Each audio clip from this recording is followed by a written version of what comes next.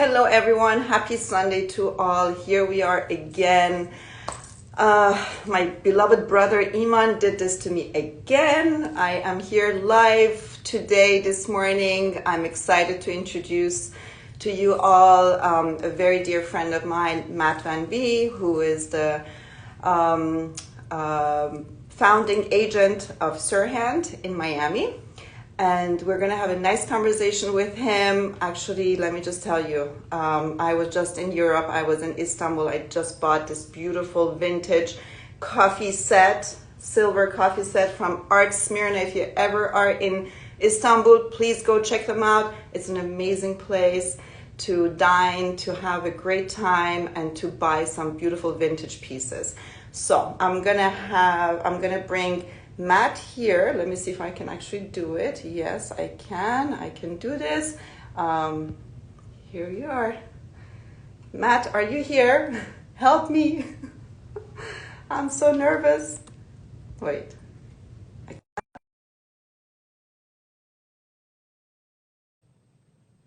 Matt, are you there?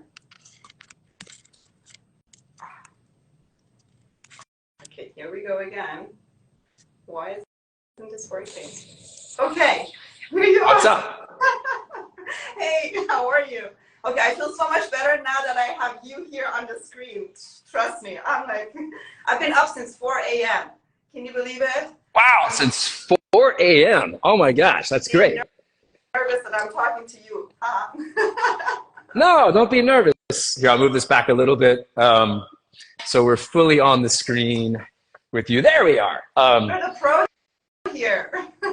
I'm just talking my new concoction. It's an espresso, Grand Marnier, and a little bit vodka. Cheers. Wow, very, very nice. Salud.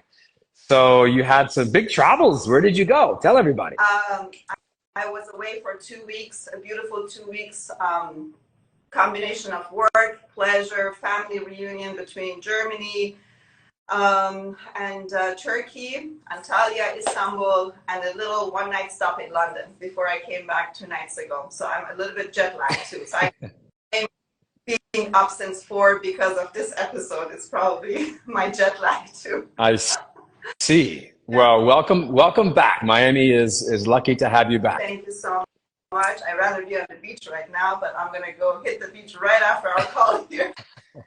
Nice. So much for being here with me today. Let me just let everyone know this is the second episode of our platform on the go.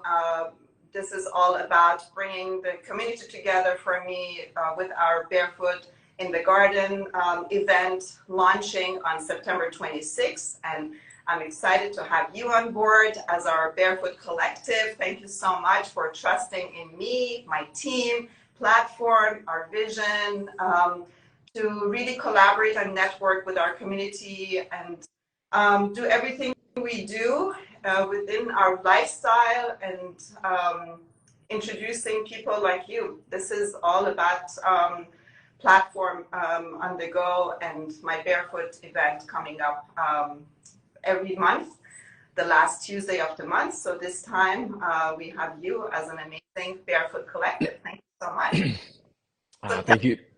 Oh, please. Yeah, well, thanks for letting me be a part of it. It's exciting. I certainly appreciate it, and thrilled to see it all come about. Very soon. We're within 2 weeks, so that's really exciting. And then, as you mentioned, I'm the founding agent for Ryan Serhant's new office here in Miami, which is called Serhant Miami. And of course, we serve Miami and really all over South Florida with business from Brickell to Miami Beach to the Grove, the Gables, Bow Harbor, Sunny Isles, Fort Lauderdale, whatever people need, But the home base here is in Miami. And it's crazy because we have your events and then we have Ryan coming and we're throwing this major Sell It Like Serhant Miami event for 3 straight days, which is the biggest Sell It Like Serhant event that Ryan and Serhant Ventures have thrown yet. So that entire week is going to be super packed with the platform event, the Barefoot in the Garden event to kick it off, and then the Serhant event. And so, my story is it's an interesting story, and I'll keep it brief. But I was actually born and raised not in Miami, but in the Charleston, South Carolina area, which is known as the Low Country, with great food and great beaches and really hot summers that get hotter and more humid than Miami, believe it or not. And yeah, I grew up there, and as a kid, I wound up leaving the region and going to New York, studying acting, and then I eventually became a professional actor in Los Angeles for a number of years as a kid, and did that until I hit my teenage years. And at that point, my parents decided, okay, let's let him live a normal life.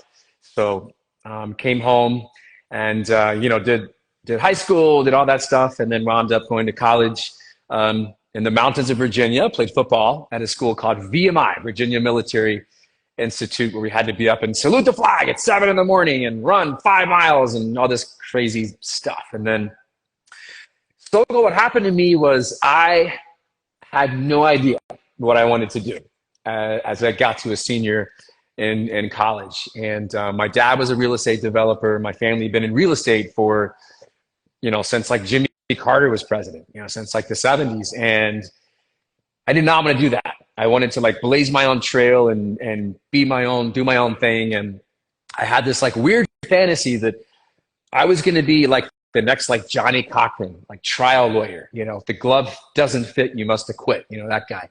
And so, my dad was like, look, if you don't know what to do, get a real estate license, go to work, I'll help you. I'm like, okay, I don't want to do this.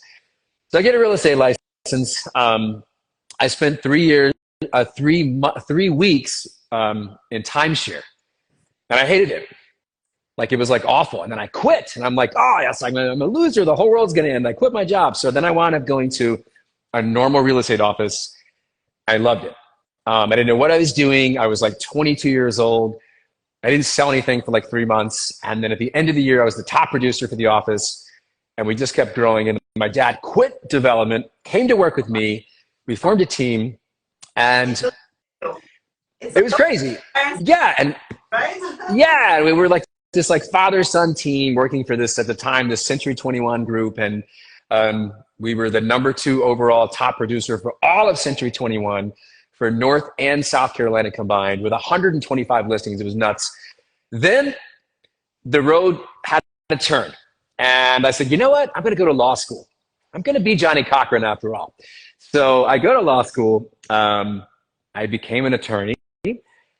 And because of my background, the firm I went to said, you're not going to be a trial lawyer. You're going to be a real estate lawyer because you know real estate. So I did real estate closings for like 7 years.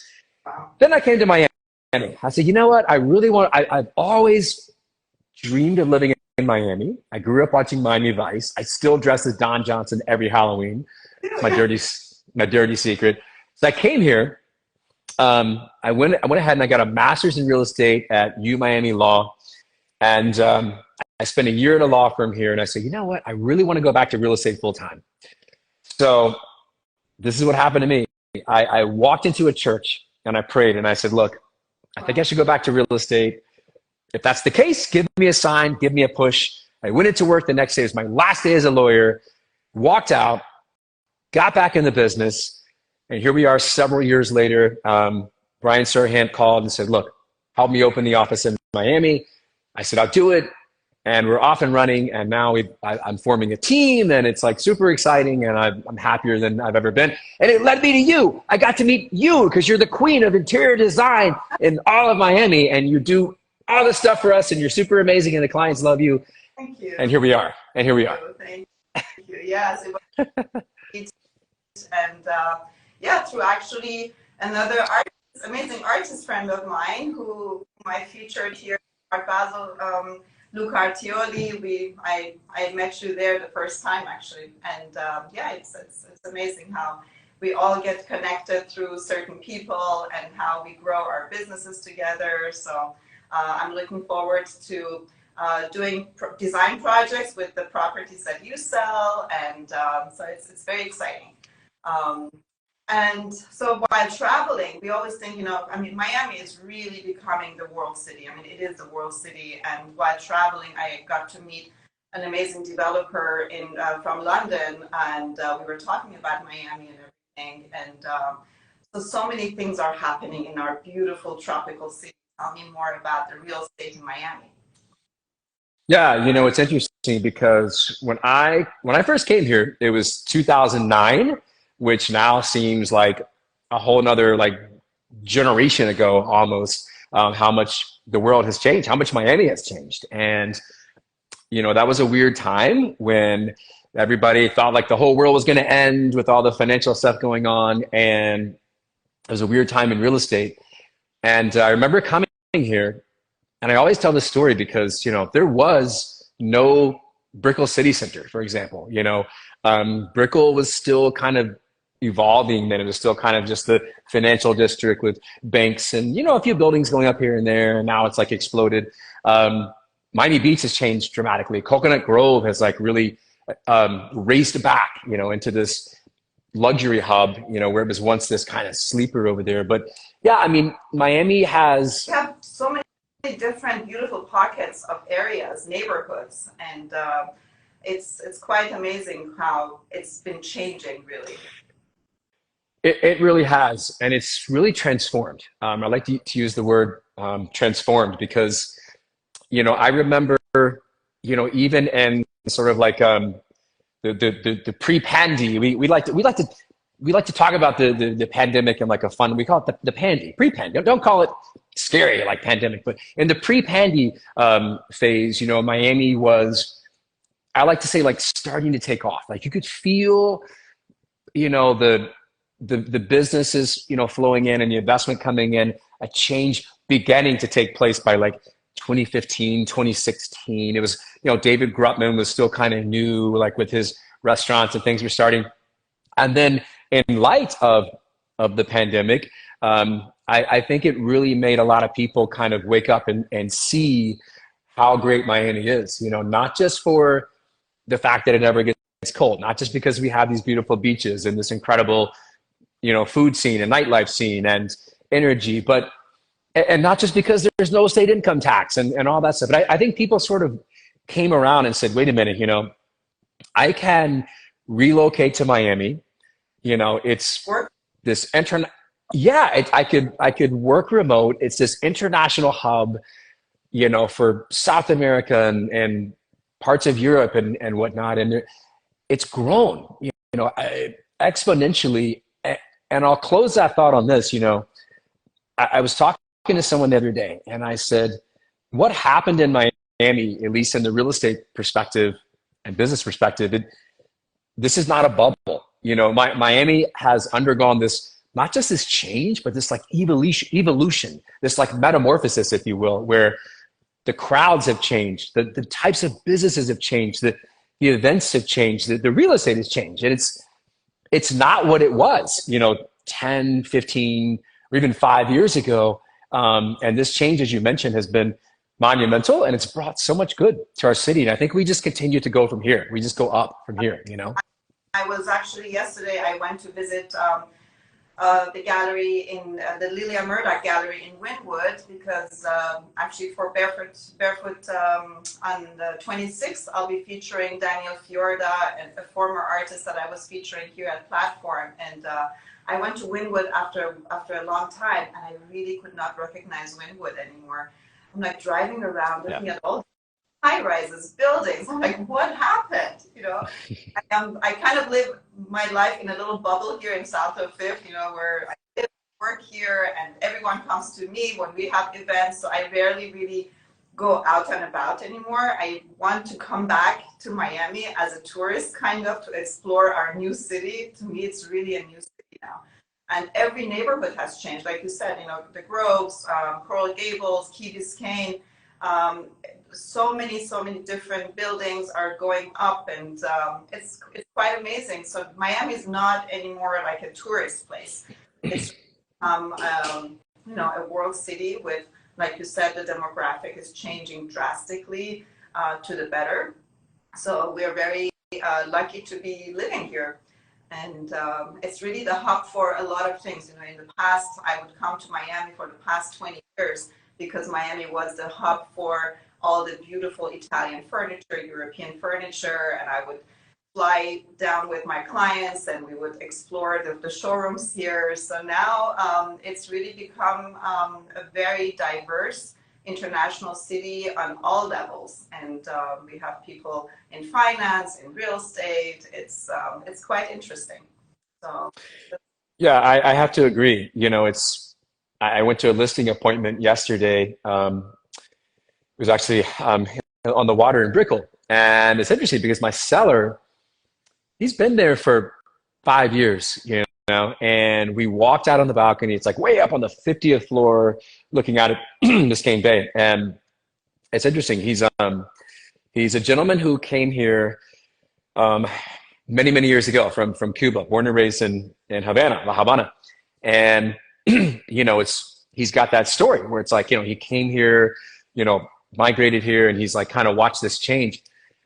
And it's funny, we're on the balcony and he said, look, you know, man, there's Austin Martin Residences, almost complete, you know, $59 million, you know, triplex penthouse. There's the old, you know, Hyatt Regency Hotel on the water in Brickell that's about to be redeveloped into this new ultra luxury high-rise hotel. Oh, by the way, there's, you know, George Perez's old office, the Capitol Grill, and that used to be what was it, like the FBI building or whatever, and now that's evolving into the Baccarat. And he like took this step back and he looked at me and he said, you know, Miami just keeps getting better. It just keeps getting better and more interesting. And it was so cool to hear that from a guy who, one, is local, two, you know, he's been through this like big growth wave and he sees it as real. You know, it's not this like short-term thing. And a guy who came here, you know, from Cuba, you know, years ago, that's like been through that process of like coming here and starting from scratch, and then being a part of that, right? Where it's like not just, you know, coming here to the US, but it's like coming here, like being a part of Miami's evolution. So I second everything you just said. I mean, it's true. And to me, it's super exciting to watch it and be a part of it. And I agree. It's like, sometimes I think, you know, yeah, like if I didn't live here and I just came here periodically, you know, on vacation or for business or whatever, you know, I don't know, like would I see it different? You know, would it seem like it's like popping even more, you know, because I don't see it every day? I don't know. I mean, but it's so fun to be boots on the ground and like really be a part of it. In our line of works, I mean, you're always with clients who either have been living here or they're actually very new to Miami. So you have to actually introduce Miami to them and show them, like brag them about our city and show them every place that you can. And on my end is everything lifestyle related and how I can actually help them with their new life and lifestyle here in a new city. And again, you know, our Barefoot event is geared towards that. You know, I really would love to not only brag about all the amazing people that I know, and they're my friends, and we're all doing amazing work in our professional lives and careers. And so this is a way for me to connect you guys to my network, and we all kind of will enjoy the whole process pretty much. So it's quite interesting, you know, how the people that we meet, it all kind of goes hand in hand with what we can do for them here in this new city and introduce them this new city. Oh yeah, definitely. And your events are always, you know, beyond amazing. I can definitely attest to that. You certainly have an A-list group, you know, that comes in, and it's wonderful. You know, and it's wonderful for locals, right, to come together and like and really meet and learn. Hey, you know, this is what I'm doing, this is what you're doing, and everybody can form this community. And you've got the perfect setting, you know, south of Fifth. You know, it's just a great gathering spot. It's quiet, it's cozy, and yeah, I mean, your work is amazing. You have a real, and I mean this sincerely, you have this like real gift, I think, for making the clients feel comfortable you know, in the process, and like really showing value in what you do. So it's much appreciated. And obviously, In person, I'm not very good with the screen in front of no, everybody loves you, you know. And I remember the first big open house event that you helped us throw with Sirhan, you know, at the Ritz Carlton, which we finally put under contract. Yeah, last week, and I can't wait to do more. It's so much fun, you know, and yeah. that's only the surface of what you do. I mean, you're Yeah. you know, a base of what you do is really the full scale, you know, design projects, which is super exciting. Yeah, I honestly don't even know how I'm juggling it because, like you said, interior design is a very, very full-time job. I talk to my interior designer friends and colleagues, and um, when you say, you know, I'm an interior designer, the first reaction from people is like, "Oh, how cool! How amazing! How fun!" Which it is. I'm not, you know, saying it's none of those, but definitely behind the scenes we go through a lot, you know, because we are kind of the middleman between our clients and the vendors, the contractors, you know, everyone who kind of makes this project happen pretty much. You know, it starts with the designer's vision and in collaboration with the clients and everything. But at the end, you know, it's really the whole process to get to the final this destination. There's a lot of ups and downs, you know, with products not being ready in time, shipments going wrong, and you know, there's a lot that we have to deal with. And you know, as a designer, you know, I'm always there to find a solution for my clients, and I never want my clients to know about an issue until I have a solution, and that's the most important thing, because you know, they're trusting us with their project, with, you know, we are in charge of, and so that's really, it's very stressful for us a lot of times, because 8 out of 10 times things are not going smoothly and we have to deal with that process. But you know, when you're we do it, but you know, having this whole aspect of platform and doing the events and producing the events, always a new event, something curated, you know, with new artists and talent I like to feature, especially now with Barefoot. Every month, for the next 8 months, actually, we have already set the dates for our platform, Barefoot in the Garden, which again, people are not coming barefoot. But I just want the vibe to be a chill vibe. You know, I want people to really feel home and comfortable. That's the only reason I named it Barefoot. Plus, it's going to be a graveled garden, so I don't want high heels, nice high heels get ruined. But yeah, so altogether, I mean, it's just now I forgot what I wanted to say, but yeah, it was about platform and our mission, pretty much, you know, to kind of bring everyone together. And so yeah, we're excited about this. Yeah. And fashion designers, so everyone in the lifestyle industry, everyone that I love in my own life, these are the people that I like to introduce. And I'm very excited about the next few months, curating every single Barefoot in the Garden episode in a different way. But I'm always involving a charity. And the first one is Miami Children Charity, which we are very proud to have on board. 100% of the silent auction will go to our charity. And so I'm always looking forward to meet new charities. If there is, if, you know, I love to get the feedback from people. And so we're very, you know, excited about this whole event. It's going to be a fun one. I can't wait. Next one, the following this one is going to be Halloween with a theme. So we always want to make it fun and exciting. Well, they always are, you know, and yeah, we can close on that thought, you know, because it's always an exciting event. It's a great group.